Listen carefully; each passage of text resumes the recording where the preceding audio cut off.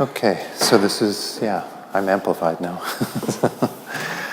So good morning, and let's start with a few prayers. Today we won't do as many prayers as we did yesterday. Let's do the praise to Shakyamuni Buddha, the mandala offering, and refuge. Again, page 5. To the founder, the endowed transcendent destroyer, the one gone beyond, the foe destroyer, the completely perfected, fully awakened being, perfect in knowledge and in good conduct, Sugata, knower of the world, supreme guide of human beings to be tamed, teacher of gods and human beings, to you, the completely and fully awakened one, the endowed transcendent destroyer, the glorious conqueror, the subduer from the Shakya clan, I prostrate, make offerings, and go for refuge.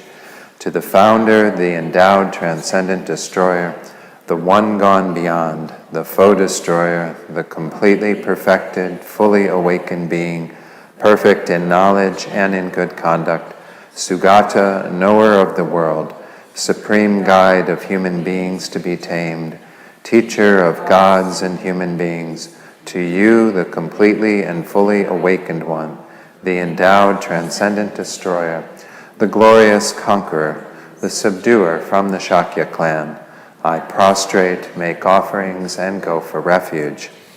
To the founder, the endowed transcendent destroyer, the one gone beyond, the foe destroyer, the completely perfected, fully awakened being, perfect in knowledge and in good conduct, Sugata, knower of the world, supreme guide of human beings to be tamed, teacher of gods and human beings, to you, the completely and fully awakened one, the endowed transcendent destroyer, the glorious conqueror, the subduer from the Shakya clan, I prostrate, make offerings, and go for refuge.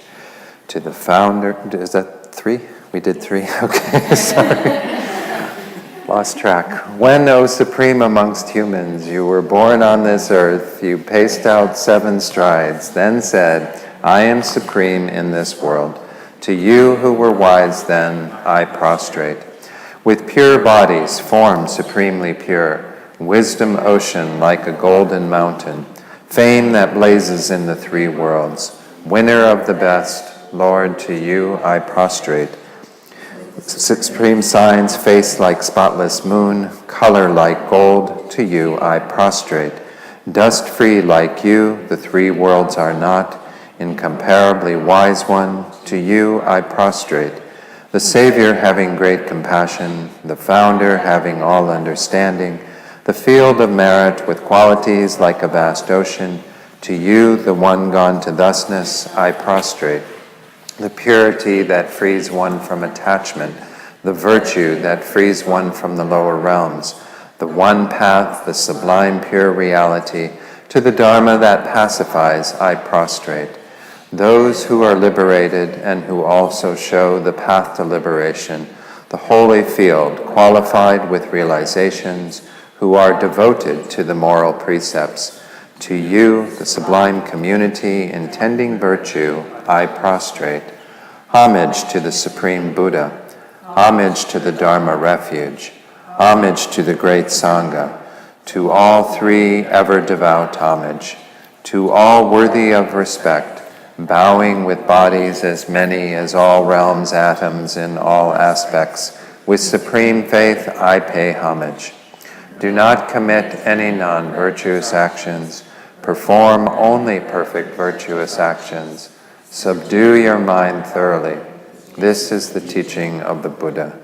A star, a mirage, a flame of a lamp, an illusion, a drop of dew or a bubble, a dream, a flash of lightning, a cloud. See conditioned things as such. Through these merits may sentient beings attain the rank of all-seeing, subdue the foe of faults, and be delivered from samsara's ocean, perturbed by the waves of aging, sickness, and death. So then go forward to the short mandala offering. We'll do this in Tibetan at the bottom of page 16, and then just follow it with the Idam Guru, the mantra of offering the mandala, and then we'll do refuge and bodhicitta after that. sajipoki jukshin metok tramrirab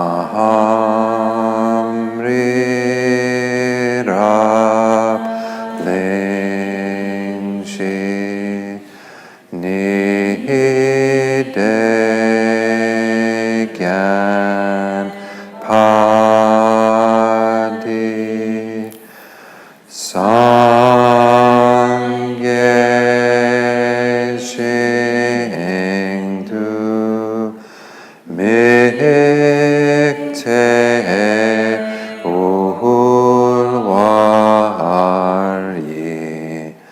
dokun dak jingla choparsho idam guru ratna mandalakam niryatayami. Again, refuge is on page 20 and 21. We'll do it in English once and then twice in the Tibetan. I go for refuge until I am enlightened to the Buddha, the Dharma, and the Supreme Assembly. By the merits I create through listening to the Dharma, may I become a Buddha in order to benefit all sentient beings.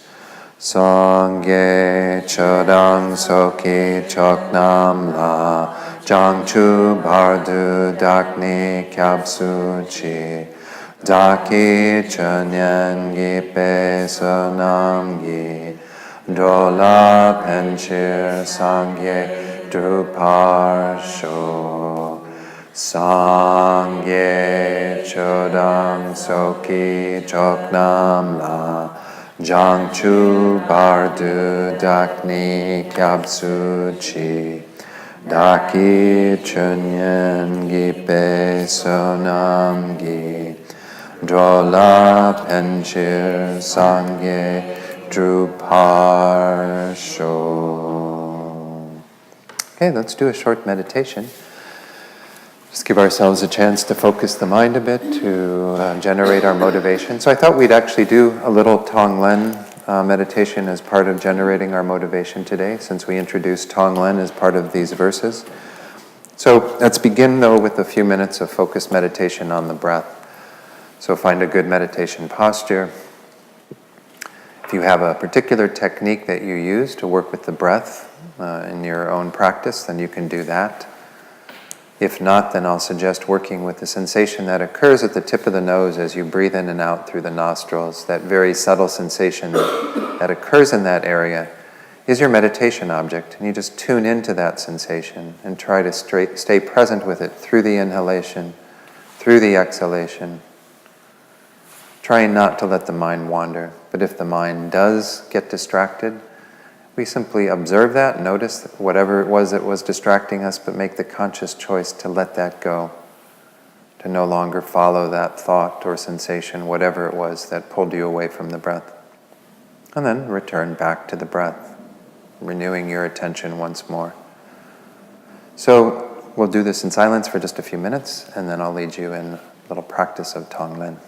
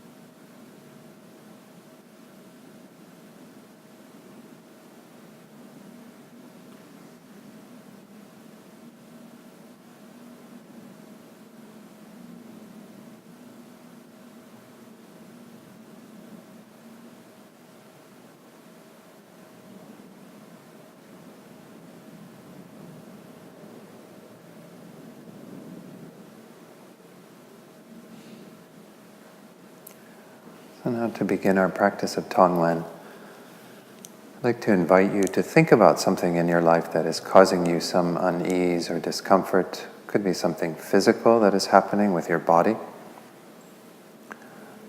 some ailment that you have, condition, even just the aging that occurs in this body is something we can work with. Or something that is happening in your mind, something that is bothering you or giving you some challenge where your mind isn't at ease. And just identify one thing to work with in this practice of Tonglen, either mental or physical.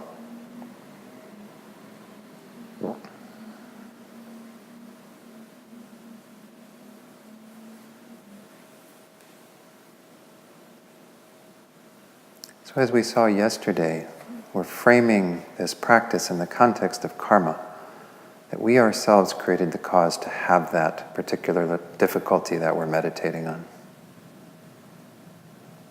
We are the one who engaged in the faulty actions that have led to that suffering in our lives.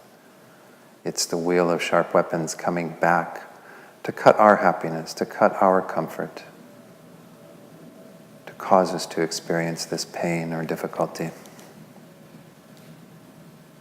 And we acknowledge that because we need to take responsibility for engaging in behavior that is contrary to that, to engage in the constructive, good actions that will lead us to have greater peace and happiness. But because this is a Mahayana practice, we want to also use our suffering as a doorway to identifying and recognizing the suffering of others, to opening our hearts to their experience, using it to cultivate deeper compassion and love, a deeper commitment to the welfare of these beings.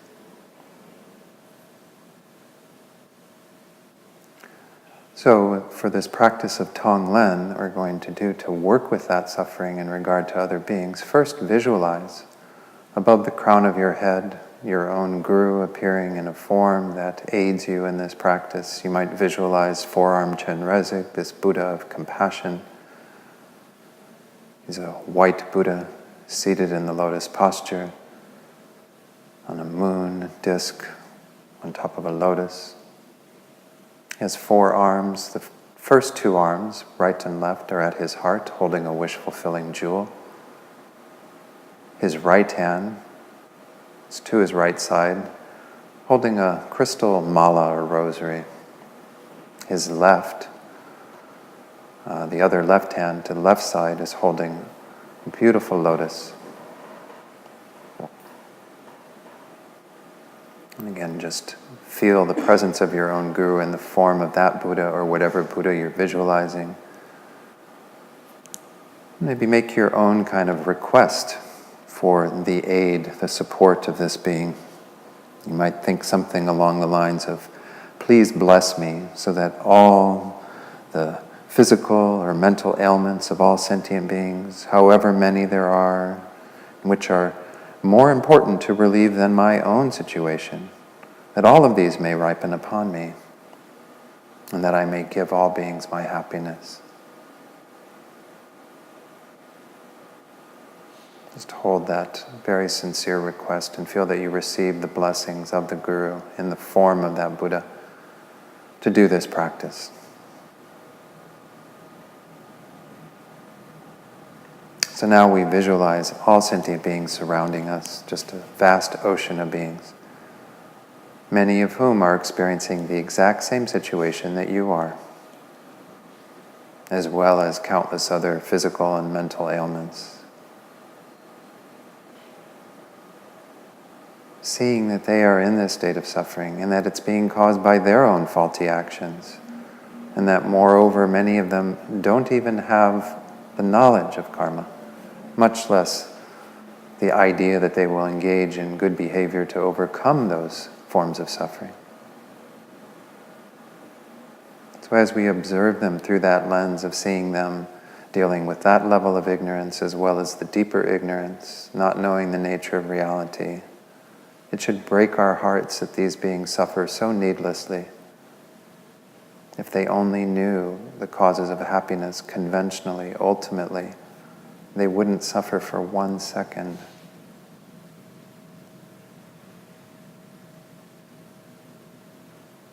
So begin to open your heart to these beings with that sincere wish to take away their suffering, to remove all the causes of their suffering. Begin the practice of Tonglen. And you can visualize that their sufferings come forward from them in the form of black light or black smoke, something that should feel somewhat uncomfortable for us to breathe in. But we bring it into our hearts. And at our heart center is this self-cherishing mind, the mind that has the tendency to think of ourselves first, in the form of a very thick mass, like a black rock, right at our heart center.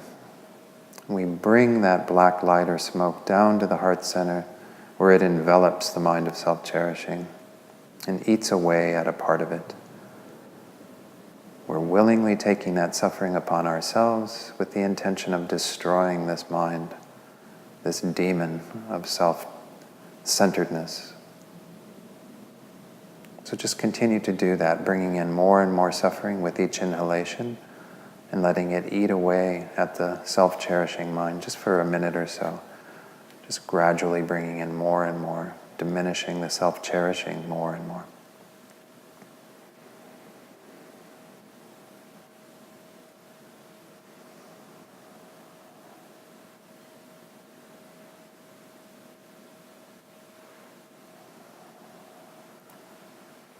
As you do this, recall that particular mental or physical ailment that you're working with, thinking in specifically you are trying to remove that, but in general all the other sufferings as well. That through your having to endure this pain, this difficulty, others will not.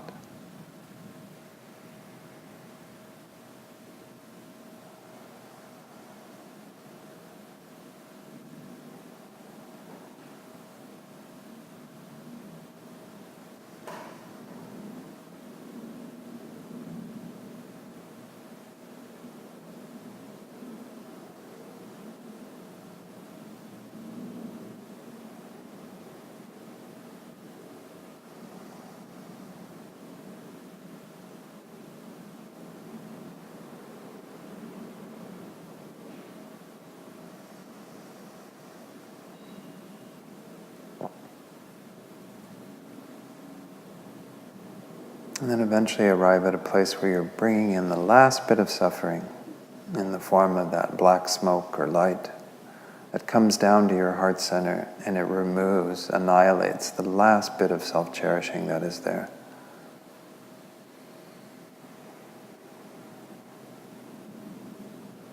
And you can pause here for a moment to rejoice in the fact that you've done this now for these beings. All of these beings free of that specific ailment that you're enduring, as well as all their suffering. And now you yourself free of the demon of self-cherishing.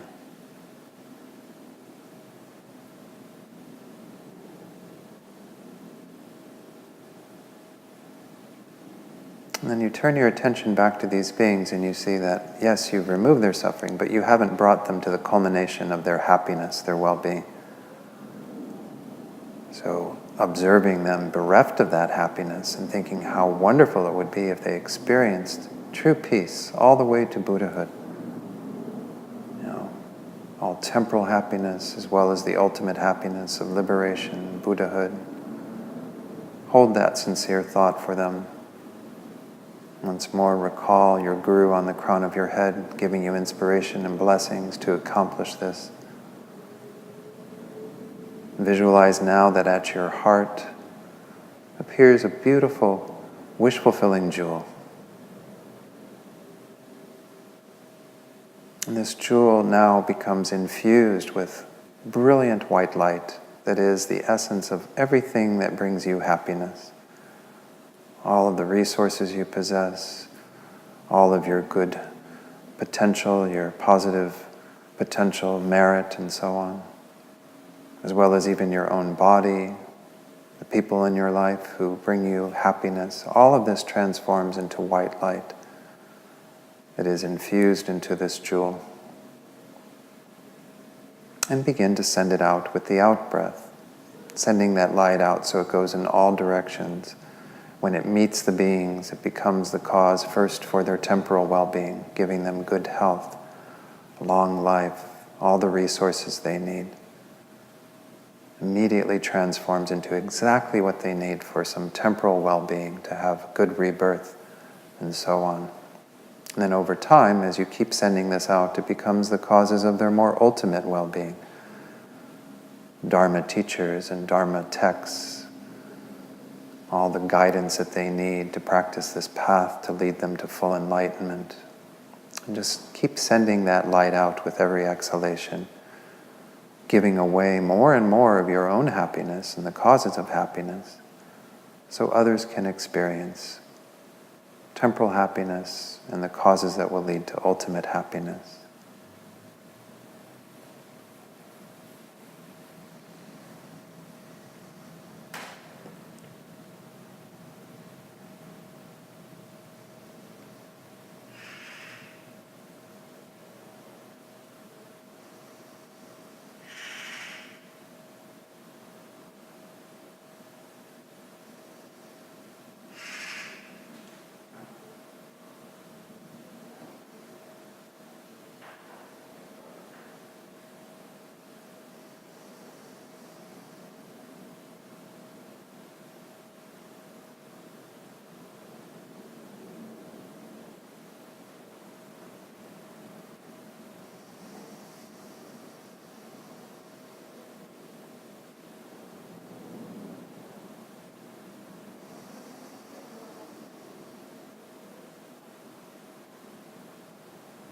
And as you continue sending out these causes that lead to more ultimate happiness, get to a place eventually where you give away your last bit of happiness, that last bit of light in the jewel.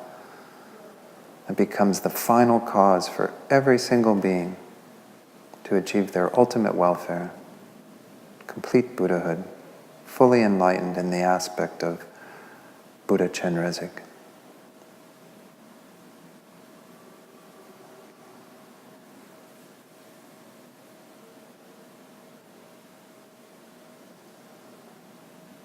Here too you can pause and rejoice that you've done this for these beings.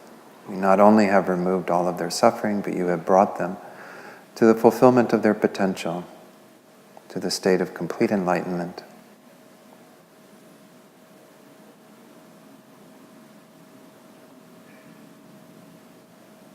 And then recall that you still have this jewel at your heart, which is the jewel of bodhicitta, which is what this practice of Tonglen is meant to feed and to reinforce, is our sincere wish to actually accomplish this for beings, to become the cause, to lead them to happiness, to free them from suffering in this way. With the recognition that we have to work on ourselves in order to do that. Right now, we are simply incapable. Therefore, we're going to engage in this text that teaches us exactly how to train in the Mahayana, to use whatever we meet as a cause to awaken this potential, this sincere desire to benefit all beings, and then to fully awaken our own minds into that state of Buddhahood. I think that it's for this reason that we're here today.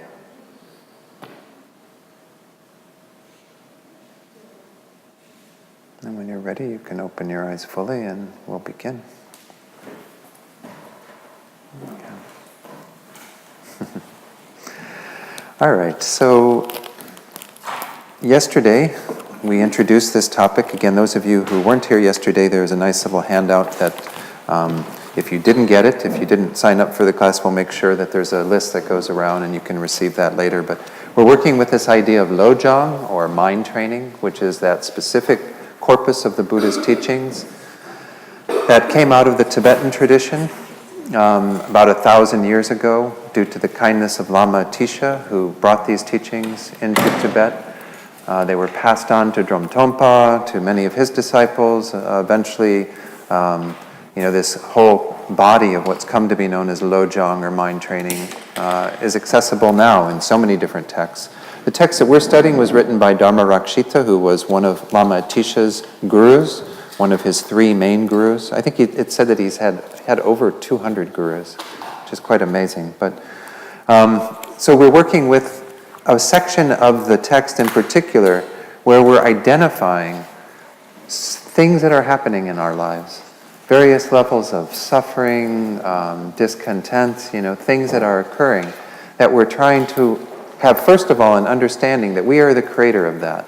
This is one way that we talk about this wheel of sharp weapons, is that we have sent that sharp wheel out because we've engaged in a faulty action that was generally harming another being.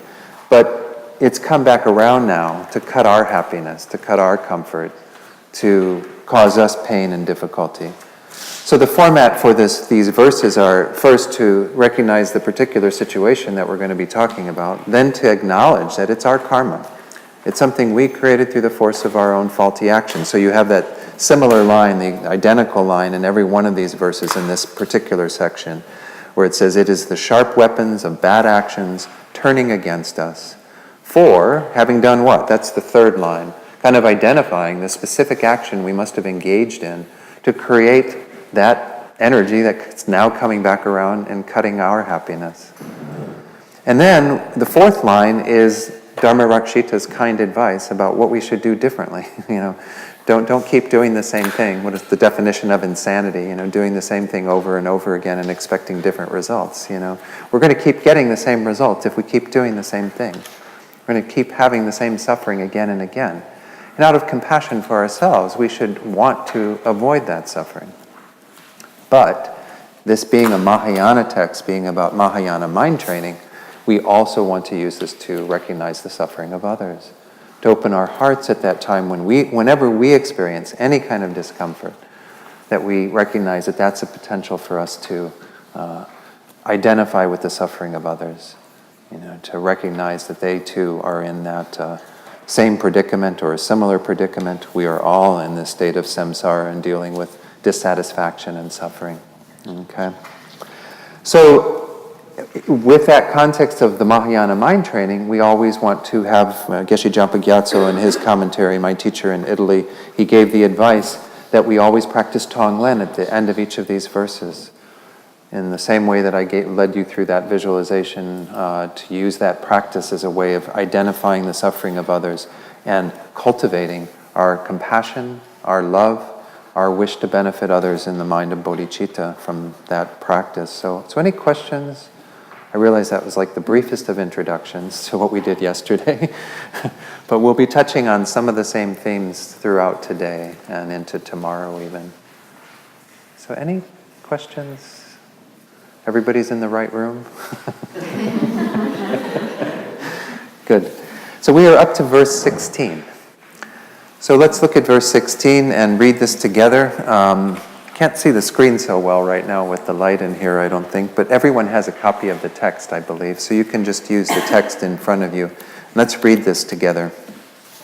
Whenever we are separated from helpful and loving friends, it is the sharp weapons of bad actions turning against us for having enticed other servants away from them.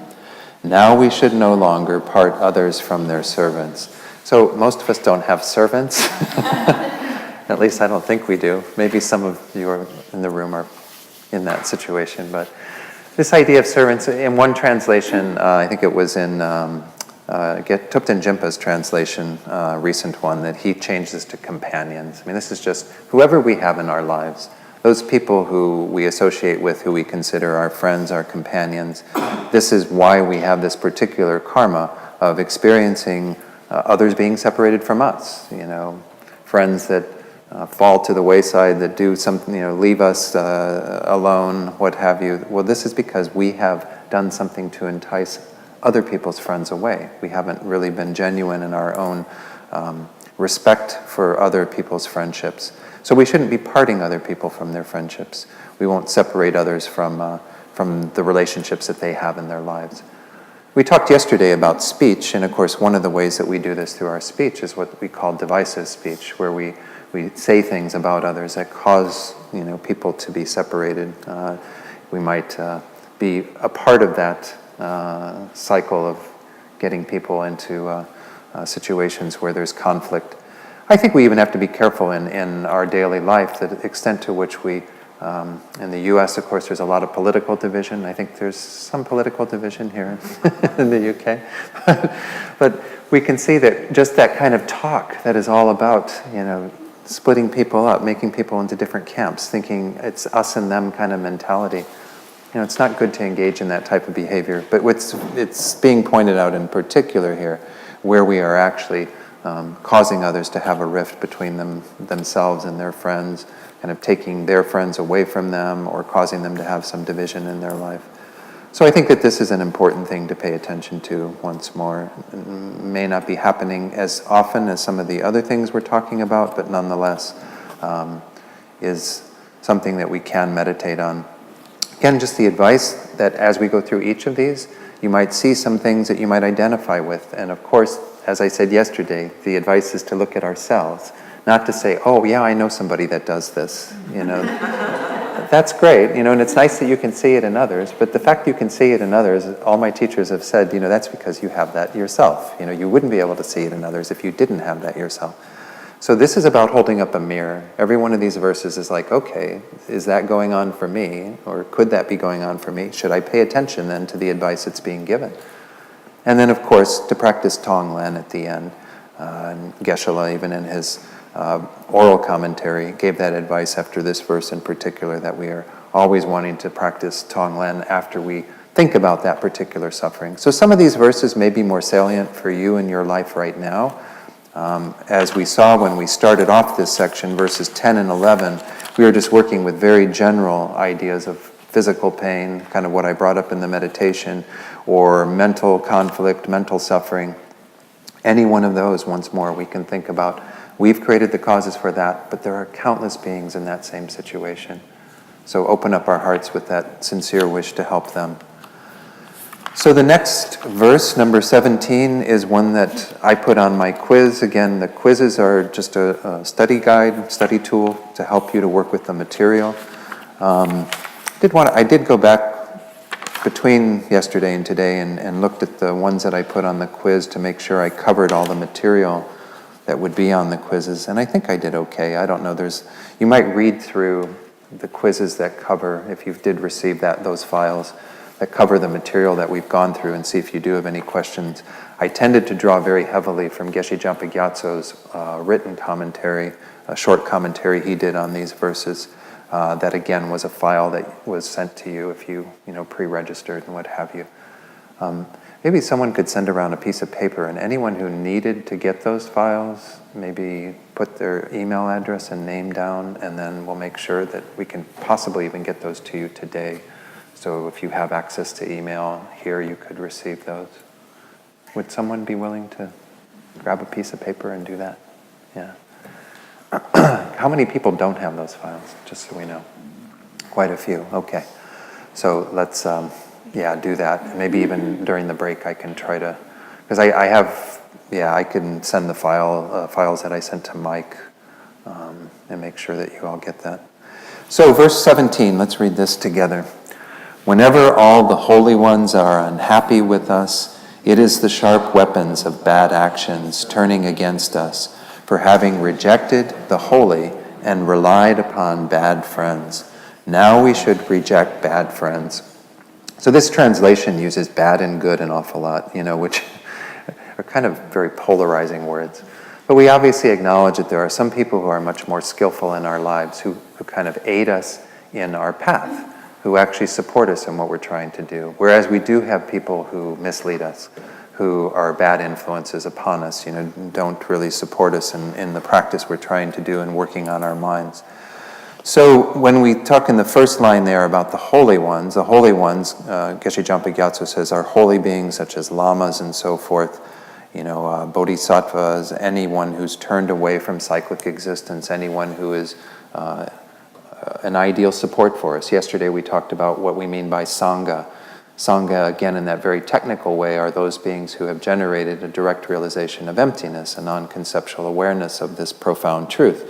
But there are many beings who perhaps don't have that realization, but still are holy ones. They are people who have at least generated renunciation or bodhicitta, who are people who we need to respect and to have in our lives, and to please to some degree. Not that they're that easily displeased, but rather that we just want to be in accord with the advice that they're giving us.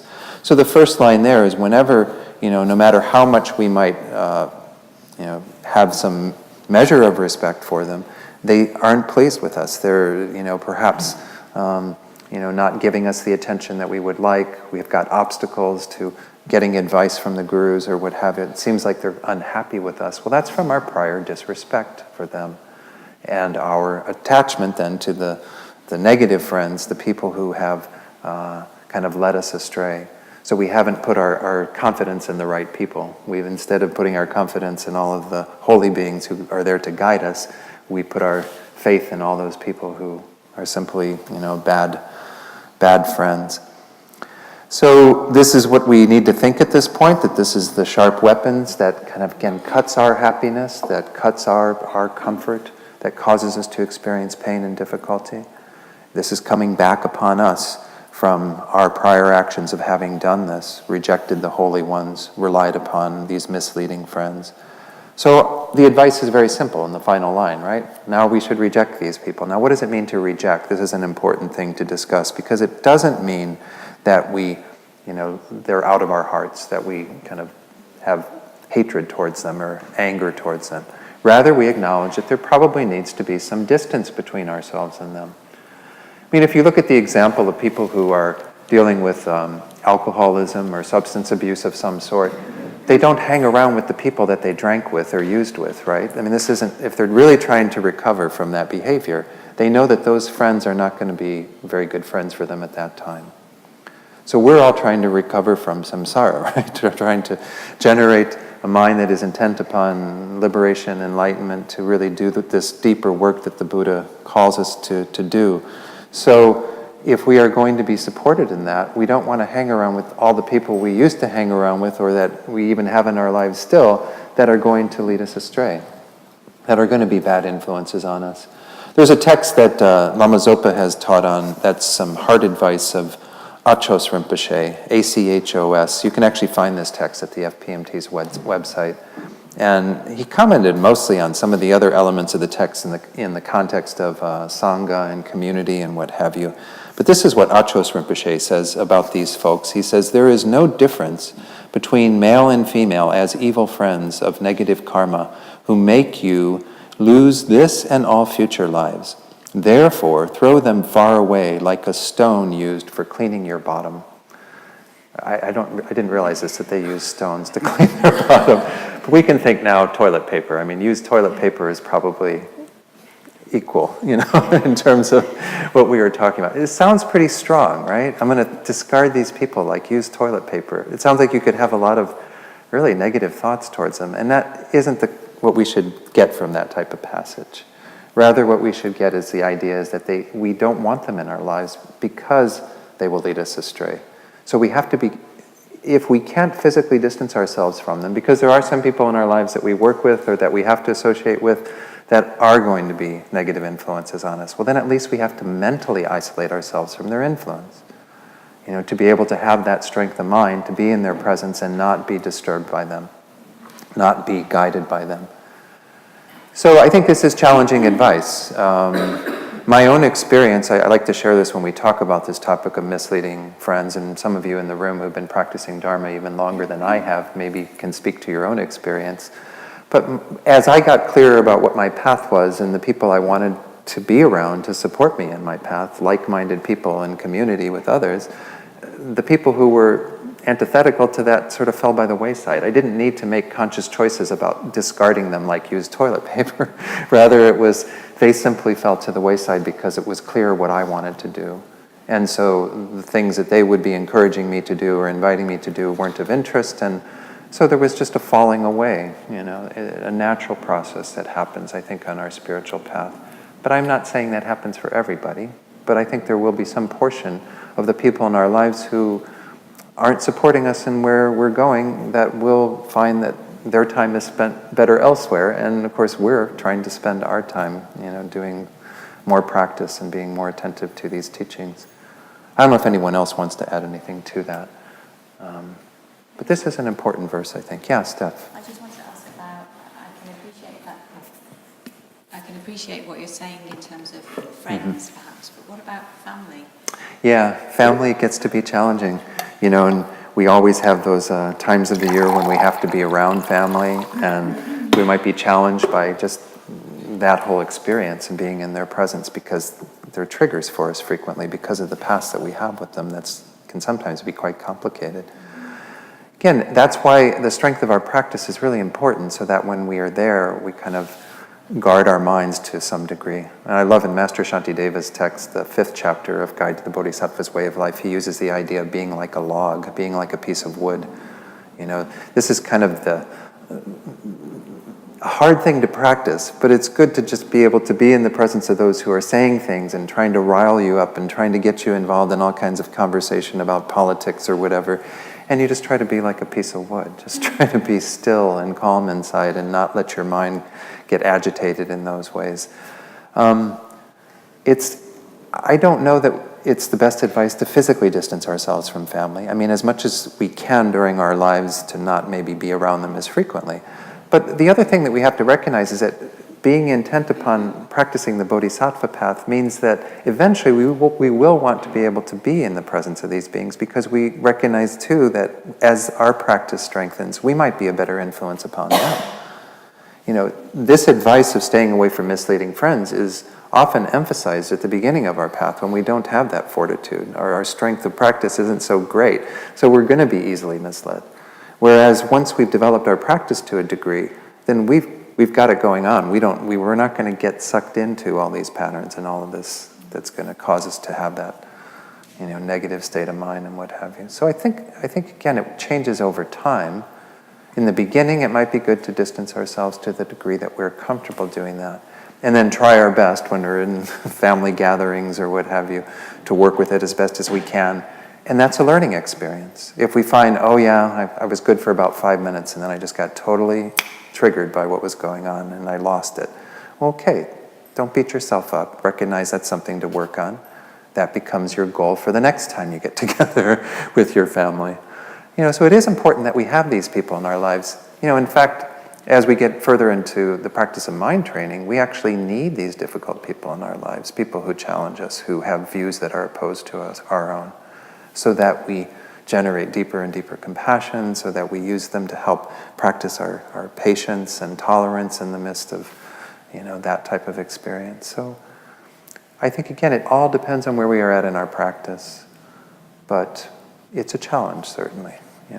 Family, even those people who we've chosen to have as partners, close people in our lives, they often even push our buttons because they know us better than a lot of other people. And so they too are part of our practice, and we can't distance ourselves from them because we have a strong connection with them that is important to honor. So we use it as best as we can in the path to try to help develop that inner patience. So I don't know. Those are maybe other people, again, I'm talking like I know all the answers. I really don't know all the answers. Other people have their own wisdom from their own practice, if there's anything they'd like to share. Anyone? Because I'm guessing we have collectively quite a bit of practice in the room. Anyone? Okay. Yeah, Adam. I feel like with family, we've got the most, we have the most karma with them. Sure. These people are probably, maybe we've reincarnated with them many times before in the past, and now they've come back to teach us the other side of things, or vice versa. And the thing I struggle with is that I really want to teach my family. I want to lift my family up, right? And they're not really interested.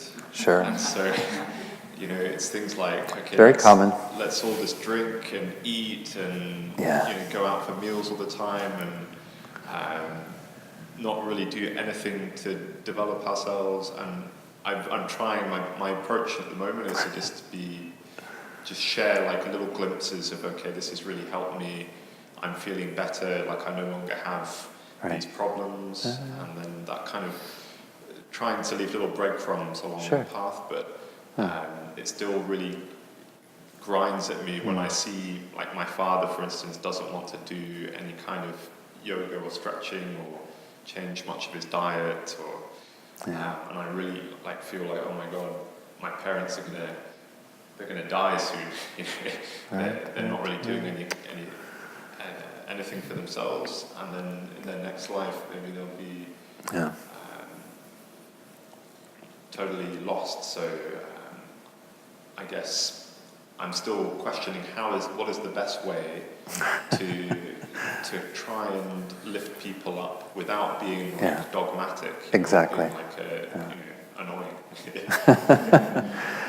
Oh, this is kind of a perennial question, I think, for people, especially practicing the Mahayana path, because we recognize, that sincere desire that we have to benefit others, but we know we can't force feed any of this to anybody, Even the Dharma centers have this approach, right? We don't grab people off the street and pull them in here. I mean, we're here, and there's some publicity and marketing about what's going on at Jamyang, but it's up to everyone else, their own karma, whether they walk through those doors, and if they walk through those doors, whether they stay, whether they come back.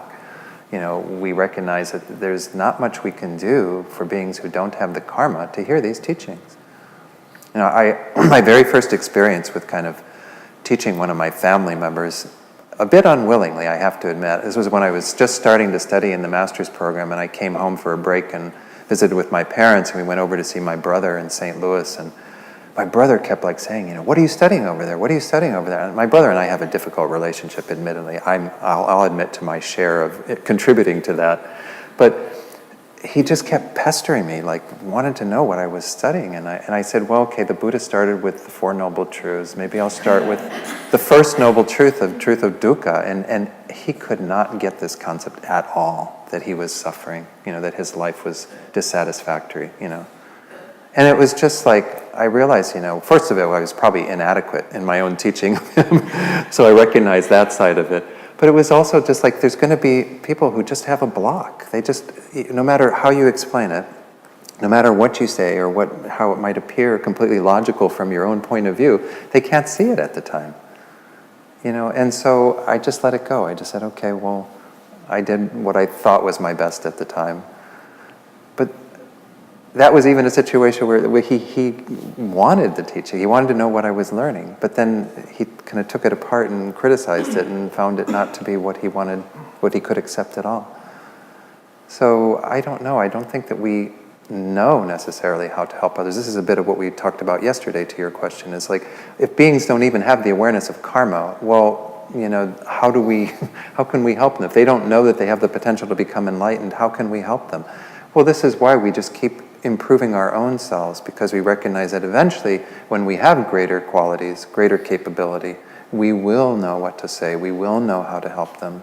And of course, when you have the omniscient mind of a Buddha, and the ability to manifest in whatever form helps those beings, then you have a doorway in. You know exactly how to help others. There's these great stories from the Buddha's life when he was able to help others who were in some distress, like the prince who killed both the queen and the king, his parents, and came to the Buddha in utter distress, and the Buddha knew exactly how to get to him and help him relieve this distress in his mind and learn from it and move forward. But I don't think we have that capability, so we have compassion and we listen to others and we try to be a good support for them, but we recognize that, like you said, we can also show by example, One of the most precious things my father said to me, he died in 2000 when I was still studying, but I came back from the master's program one year, and he told me, he says, I don't really know a lot about Buddhism or what you're studying, and he said, but you're happier now than I've seen you, and that makes me happy.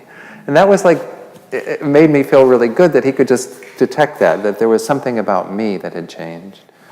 And this isn't me bragging about anything, this is just an acknowledgement that Buddhism is effective. It does help us to change and become better people.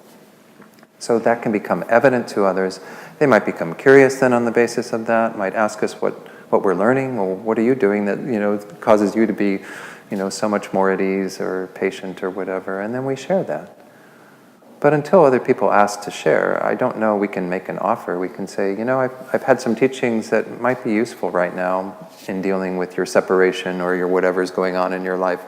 Are you interested in that? I'd be happy to offer them to you, but if not, that's fine. That's another way to kind of approach it. But don't, say, oh yeah, this that's your karma, or whatever, and just expect that people are going to warm up to these ideas when they haven't invited you in. So, I don't know. Again, other people, anything you wanted to share? Yeah, Paul? Yeah. Tony, right? Tony? Yeah. There's a saying that, you can't change people, but you can change your relationship. Yeah. So if you change your relationship, you change the patterns of interaction and reaction between you. Yeah.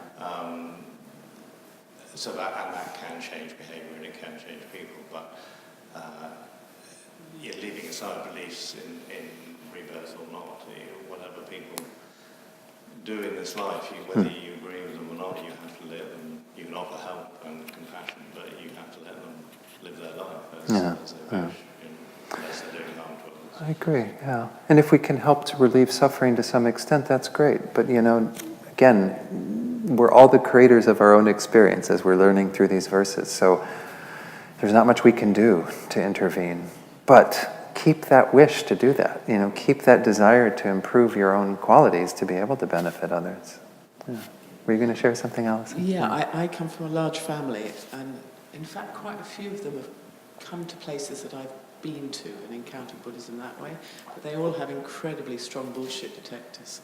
And they absolutely do not want their elder sister preaching at them.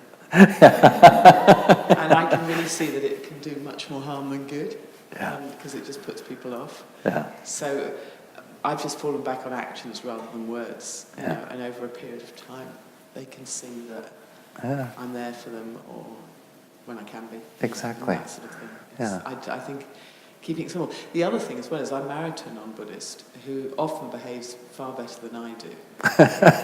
So I'm also open to the fact that actually maybe he's a Buddha in disguise, or you just don't know, do you? And then it's so easy to fall into judgmentalism because you could think you've got the high moral ground, and that is definitely not the way to go in my experience.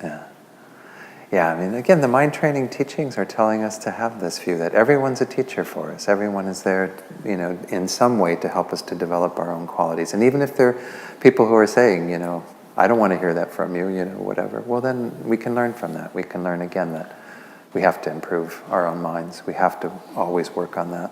And it will change over time. I've just got that might make people laugh. I mean, what isn't funny is my mum had motor neuron disease, so she had a long and very intense sort of decline.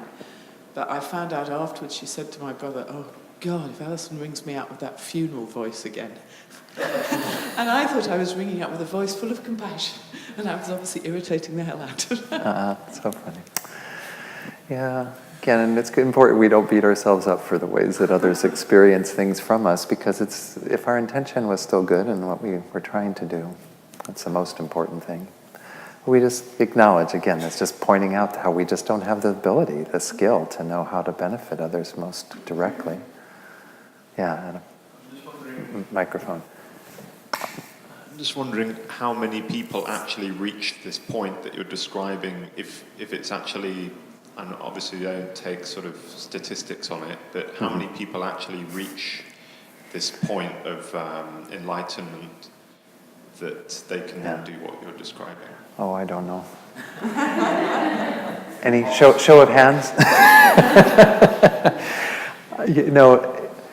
Again, even if you had somebody who had achieved it, they probably wouldn't admit to it. I mean, His Holiness the Dalai Lama says, "I'm just a simple monk," right? Simple Buddhist monk, So it's like he's giving that kind of airs of humility that he doesn't have any great realizations. He doesn't. And so if you even have these amazing beings who are obviously really heavy with qualities saying this, then I don't know that you'll ever know how many Buddhas there really are. But according to the traditional text, there's infinite Buddhas. I mean, there have always been Buddhas. It sounds a strange concept again because mind is beginningless. Samsara is beginningless. So there's always been Buddhas. There's always been sentient beings. And the Buddhas are sort of the source of whatever sentient beings practice that helps them to have temporal or ultimate well-being and happiness. So they're always guiding in some part of our lives, some direct or indirect way. But the number of beings that are there, or how many people actually achieve it in a particular life. I mean, people don't even talk about a realization of emptiness, usually. There are few people who've admitted to having this. And it can be helpful sometimes to practitioners to hear that somebody says, yes, I've achieved that level, because then it gives them some inspiration. Others like me are able to achieve that. But nonetheless, in this tradition, it's very much about practicing humility and keeping one's realizations or lack thereof to oneself, you know. But people willingly admit their lack of realizations. I mean, I do. So it's just, it is a very arduous path. I mean, as we're seeing from these teachings, it's hard to practice in this way all the time. But we can change our minds. That's what these beings are there for as well, these holy beings that we're talking about, the holy ones in this verse. They're there to give us that example of what it's like to live your life to that degree, to develop these realizations that move you in that direction of complete enlightenment if they aren't already there. So, yes. What's your name? Abelardo. Good. Yeah, Good just meet wanted you. to share that I think with these teachings, at least in my own experience, or my own tendency is at the beginning to take them very literally, and personally becoming very rigid to like say, Right. you know, like, oh, don't have kind of people into conversations, or, you know, not have bad friends around. Right. And I found that when actually came a flexibility of accepting rather than pushing away. Sure. To me, it was much more helpful. And at the beginning, I found I was confusing a lot the wisdom Right. with, you know, the method where people is being there for people. That was what was important thing, and not me trying to teach them this wisdom that, you know, they won't be interested in. Right. So at least in my path, that has been really helpful, because who am I to teach anyone? Yeah. So, It's a good perspective to have. and then things kind of happen when, you know, you have the karma with the person.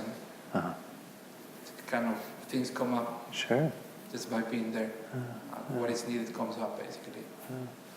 I think it's important to acknowledge, this was also what Adam was saying, you know, about that point of these beings are in our life for a reason. We have a strong karma with them. Let's have one more comment on this, and then we will move on to another verse, because I think we need to keep going. But just to share this one. Thank you. I totally relate with what Adam was saying, because every time since 2015, when I went back to Brazil, and I was like, oh, I just wanted to talk about Buddhism. And I have a twin sister, not identical, and she and my niece, who is now 18, they kept pressing my buttons really big time. And I would talk about karma. No, don't think of it. And it wasn't exactly, you know, I felt I wanted to help, and I could help, but then as time moved on, and you start to see like the little boys in the cave, and then the teacher, he was a Buddhist, and they were like, oh, he was a Buddha. And then it's been really funny. My niece, she wants to practice English, so she got a private teacher. And my sister goes, oh, she's just amazing, Marcia, really amazing, fantastic. And guess what? She's a Buddhist. And I just laughed. I was like, yeah, there you go. So it's, when I'm talking, no, we're not interested. But then they start to see examples and situations. And now with this teacher that my niece really likes, and my sister really likes, I say, well, eventually I'll be able to talk to her. Yeah. Good. No, I think that's why it is important, going back to family in particular, that we stay a presence in their lives and continue to work on ourselves so that we can exemplify what it is that we are practicing and have some influence perhaps upon them. Let's go on to verse 18 and read this one together. Whenever negativities and so forth, due to others' exaggeration and deprecation occur, it is the sharp weapons of bad actions turning against us for having disparaged holy beings. Now we should abandon disparaging others with exaggeration and deprecation. By the way, thank you all for sharing earlier. That did help to, I think, elucidate that previous verse. This one, again, these terms exaggeration, deprecation, and other terms that might be used are when people are fabricating things about us, saying things about us that aren't true, or when people are denigrating us, putting us down, criticizing us, what have you. So this is being said to be the sharp weapons of bad actions of having disparaged, here in particular, holy beings. But I would say, again, we can use that as an example and extend that to any time that we've put others down with our own thoughts, speech, other actions. So when this is happening to us, it's because we've done something similar, particularly with regard to holy beings. Now we should abandon disparaging others with similar types of ways. Fabricating things about them, saying things about them that are untrue, putting them down, criticizing them, denigrating them. Of course, this is, again, a very common pattern in our society. People love to, talk dirt about other people, say things that aren't, so kind necessarily, and to share that with others. And, it becomes even part of our social media, to post things that are putting other people down, fabricating things, fake news, to quote our man in Washington. So I think this is, again, pretty obvious. I don't think we need to talk a whole lot about this one. Let's go on to verse 19. Whenever our necessary articles go to waste, it is the sharp weapons of bad actions turning against us for having disregarded others' needs. Now we should accomplish the needs of others.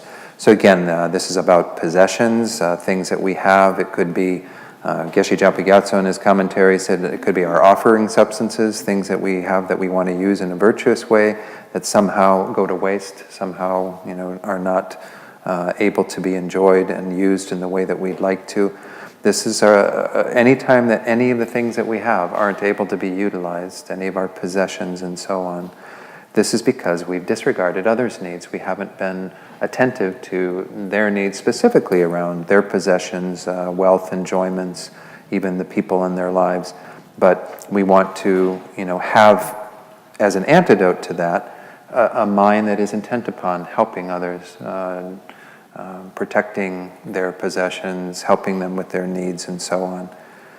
So, it is interesting. When we traditionally study the 10 non-virtuous actions, which is how karma is primarily taught in this tradition. That's back in the person of small capacity. The 10 non-virtuous actions, the antidote to them is to, generally, to stop doing that particular action. So instead of killing, we practice not killing. Or instead of stealing, we practice not stealing. But the Mahayana angle is always to maybe look to go beyond just not doing the action. Everyone in the room is not killing and not stealing right now, that's great, you're not doing that. But are you also having the thought of how do I protect others' possessions? How do I protect others' lives? How do I contribute to the welfare of other beings through my actions? So I think that this is an important aspect to this, is accomplishing the needs of others. It's one thing, again, to not do the negative action. It's another to do a positive action that is really much more beneficial to those beings. In the moment, it might be that's all we can do, is temporarily we can satisfy their needs. To give that money to a homeless person. I got into a bit of discussion last night, Nat and Roz with dinner, about how to deal with homeless people and our contribution to their welfare when we feel compelled to make that contribution. To try to meet the needs of others as best as we can. But oftentimes we don't know the needs of others. But that may be another level of our practice, is to try to be aware of how we can be more attentive to others and what it is that they actually do need. Sometimes giving kindness to people is the worst thing you can do. Sometimes giving what? So homeless people, money to homeless people. Yeah, we got into this discussion last night. I don't want to open up a whole can. Yeah. 20 years we've been doing it. Yeah. Why? Because quite a lot of them on the street are on drugs and alcohol. Yeah. You just go straight into that. Yeah. It's best to give a donation to a charity. Yeah, I think we all have to find our own approach to it. I don't want to get into, again, a huge discussion about it. Maybe this is a good lunch topic. It works well over meals. And there's different views that I completely respect and I think are important to honor because of people's experience around what they have seen and the way that issue is dealt with. But I think there's, again, each of us have to find what works for us and be willing to kind of go to that place of acknowledging that. Venerable Rabina, when she was teaching once on generosity at our center in Santa Fe, she said, if a homeless person comes along the street and asks you for money, don't think that's someone else's homeless person. Think that's your homeless person. They're asking you for that, So I don't know. I mean, again, what you do in response to that is an individual decision, to say, well, then I'm going to give money, or then I'm going to give food, or then I'm going to give to a charity that helps homeless people, or then I'm going to... But to not throw it away completely and say, oh, I'm just going to neglect that. Yeah. I mean, that's a wonderful offering to people, because people who are homeless often feel invisible, feel like nobody even acknowledges them. So we can still give. Even you can give mentally, give them wishes for their happiness, for their well-being. It doesn't amount to much in the moment, satisfy any of their needs, but it's a way of extending your own compassion, your own wish for their welfare.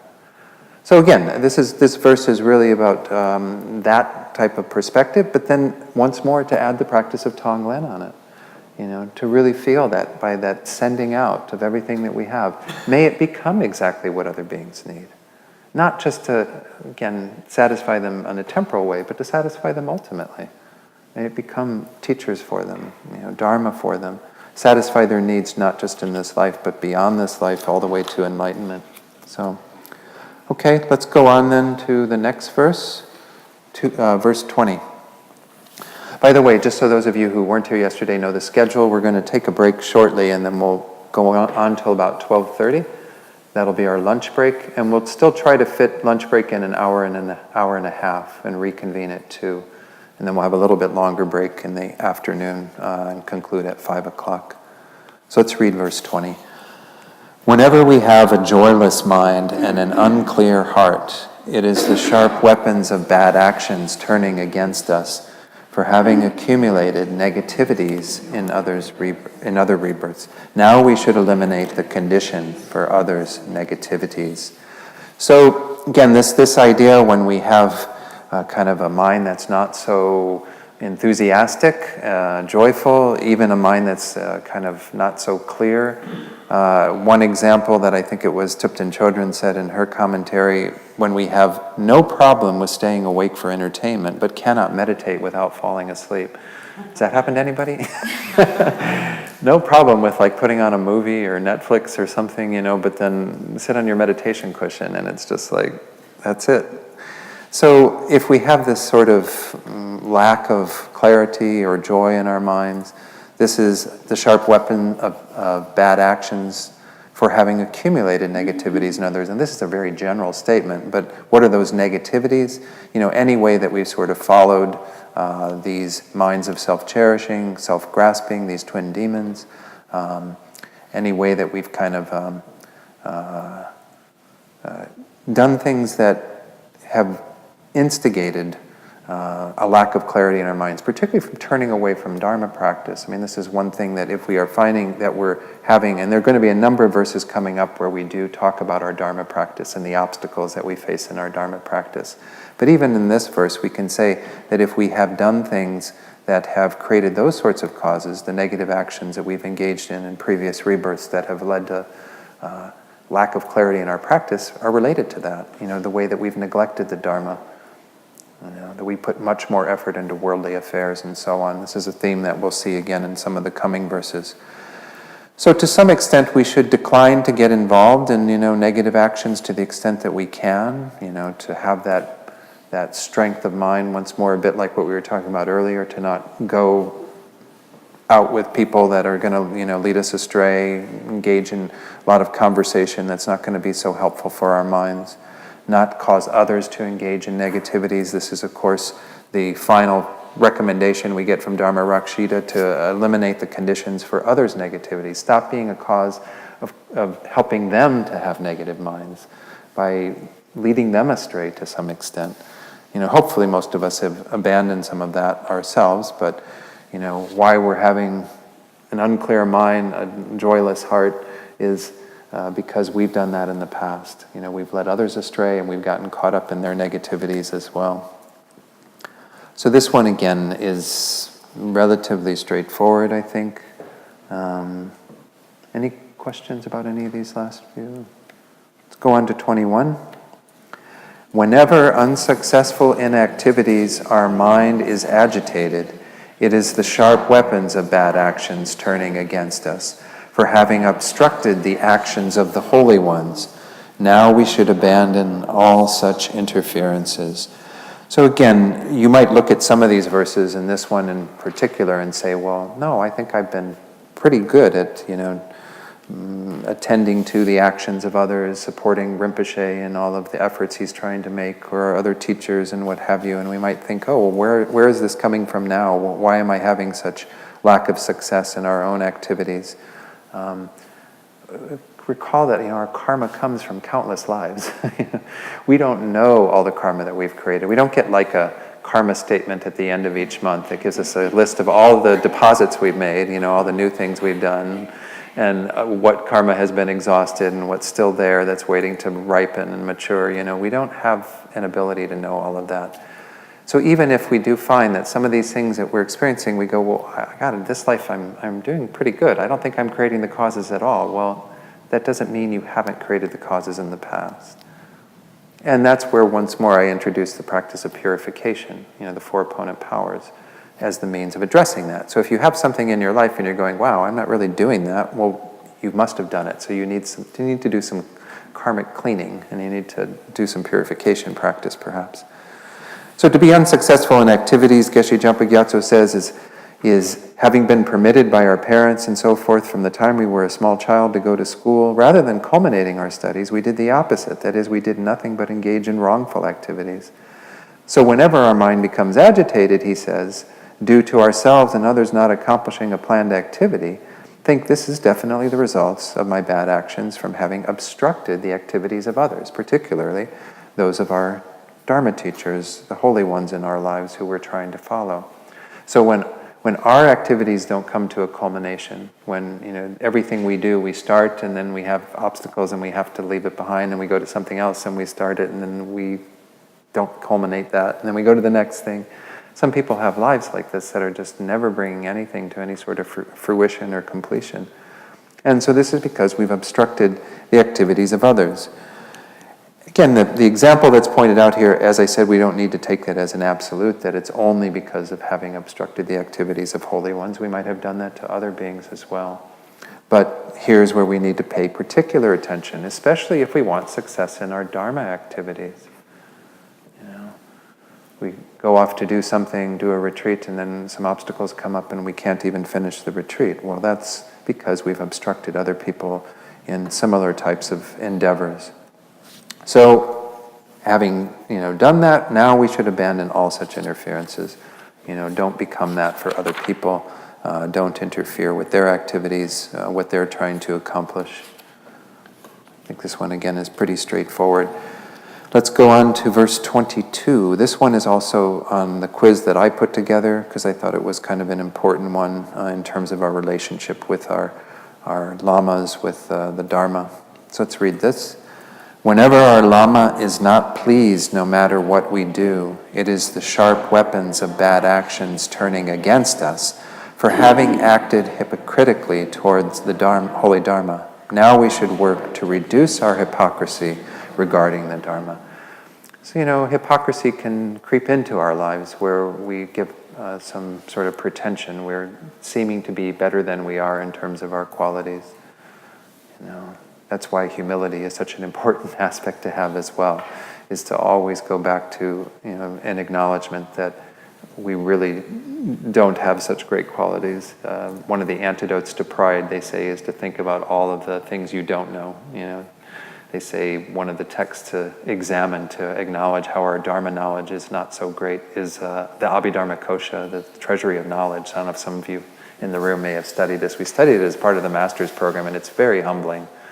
You read this, and every single chapter has just this encyclopedic information about all the different realms and the different things and all this, and you just kind of become about that big in the light of all of that knowledge that Vasubandhu assembled in that text. But, so I think we have to be very, very careful in our Dharma practice. Certainly any of you who teach the Dharma, who are involved at that level, to be, as embracing the idea again that we shouldn't be giving airs to being a greater practitioner than we are. Rather, we should always be humble in acknowledging the work that we all have to do. So any kind of deceit that we are involved in, any hypocrisy, is what's contributing to the lamas not being pleased with what we're doing. We're showing that aspect. Again, in this tradition, as we talked yesterday, the gurus, the lamas, are seen as Buddhas, seen as holy beings. I don't think Buddhas have displeased minds, because a Buddha can't experience displeasure, I don't think. But there can be an aspect that the gurus show where it's obvious that they're not quite content with what we're doing. Even my teacher, Geshe Jampa Gyatso in Italy, there would be times when with the translator, he would be very wrathful, very, and a lot of the conversation was in Tibetan. I don't know Tibetan, so we didn't even know, but you could tell from the body language and everything that he was being quite severe with him. And so if this is, a Buddha, is a Buddha really displeased? Well, no, but a Buddha is manifesting the karma that we have. So if we have that karma of having, again, been hypocritical, not really lived up to what we're trying to practice, or pretended to be greater than we are in our practice, well, then this is a factor that leads to that manifestation, to that appearance in our lives of gurus being displeased with what we're doing. So this is how we have to understand this in relation to gurus, holy beings, is that they are, if they are truly Buddhas, which again is something each of us might have our own struggle with and our own either acceptance of, or still trying to get our heads around that concept. But if this is so, then they are appearing exactly in accord with our karma, exactly in accord with what we need to see once more as a mirror, saying, okay, this is what we must have done in the past. So we have to be very careful about how we work with the Dharma in our lives and with the amazing teachings that these beings give us. So we should work, as it says there, to reduce our hypocrisy regarding the Dharma, to try to not have any sort of duplicity in terms of our practice.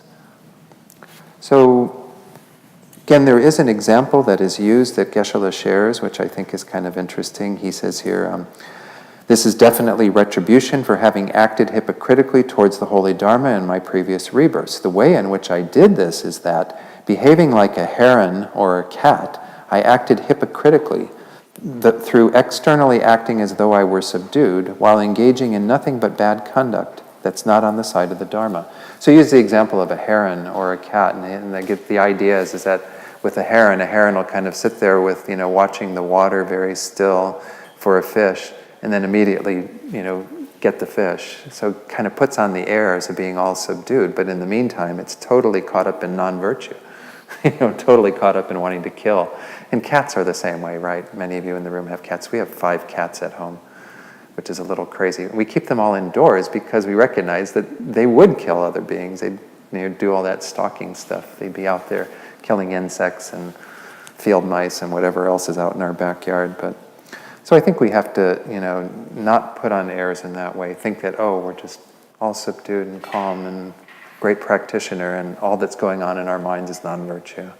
All we're doing is furthering our own crazy delusions. So any questions on that one in particular? That's one that I, again, put in the quiz because I thought it was a nice one that is an important a part of our path, is to really make sure that we practice as humbly as we can. I mean, humility, I guess, we can fake humility to a degree, but we really want to try to find what does it mean to be genuinely humble. And I think that is an exercise for us constantly. The longer we're involved in Dharma, the harder it is, I think, to maintain a sort of beginner's mind, a sense of humility in the face of our own accomplishments or practice or whatever. But we see it in our teachers so easily. I mean, Rinpoche, again, never puts on any airs of being anything great. Whenever he talks about guru devotion, for example, he always talks about himself as not being who he's talking about at all, that he's just a Mickey Mouse Lama and all these kinds of things, the way he talks about himself. So we have to be careful, I think, in our practice. Let's take our break now. So it's right around 25 after, so about 15 minutes maybe. I said 10 yesterday and it ended up being 15, so I'll say 10, but it's really 15. But it's not 20, okay? It's not 20, all right? Okay.